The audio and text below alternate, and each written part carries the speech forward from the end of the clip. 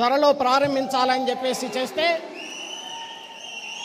ఈ రాష్ట్ర ప్రభుత్వం పరిస్థితి ఎలా ఉందంటే టెండర్ పిలిస్తే ఎవరు రావట్లేదు, అది పరిస్థితి అని చెప్పి తప్పకుండా పవన్ కళ్యాణ్ గారి యొక్క అధ్యక్షతన ఏర్పడబోయేటువంటి రాబోయేటువంటి మన ప్రభుత్వంలో చేయాల్సినటువంటి పనులు చాలా ఉన్నాయి. తప్పకుండా ఆ పనులన్నింటినీ కూడా పూర్తి చేస్తామని చెప్పేసి కూడా ఈ సందర్భంగా నేను మనవి చేస్తూ ఉన్నాను. మరి నిన్న ముఖ్యమంత్రి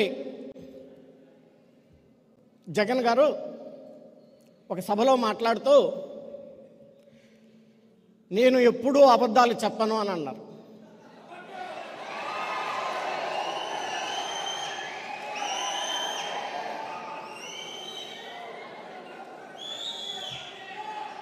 ఏమన్నారు? నేను ఎప్పుడూ అబద్ధాలు చెప్పను అన్నారు. అది పెద్ద అబద్ధం.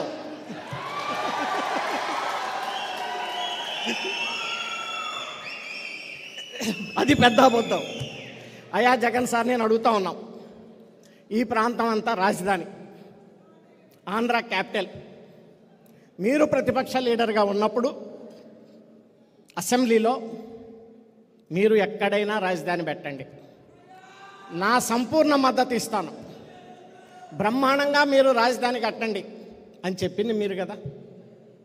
ఆ తర్వాత 2019 ఎలక్షన్స్కి ముందు మేము రాజధాని చుట్టుపక్కల ఎమ్మెల్యేలుగా, ఎంపీలుగా, ప్రజాప్రతినిధులుగా మేము పోటీ చేస్తూ ఉంటుంటే మీరు ప్రెస్ కాన్ఫరెన్స్ పెట్టించి అమరావతి, ఆంధ్ర క్యాపిటల్ అనేది అమరావతి ఇక్కడే ఉంటుంది, గుంటూరు విజయవాడ మధ్య, ఇది ఎక్కడికి పోదు అని చెప్పేసి మీరు చెప్తే మేము ఓట్లాడుకోవటానికి వెళ్ళి ప్రతి గ్రామంలో చెప్పాం కదా. అది మీరు చెప్పిన మాటే కదా. దీన్ని అబద్ధం అంటారమ్మా సార్, నిజం అంటారా చెప్పమని చెప్పేసి నేను జగన్ గారిని అడుగుతా ఉన్నాను.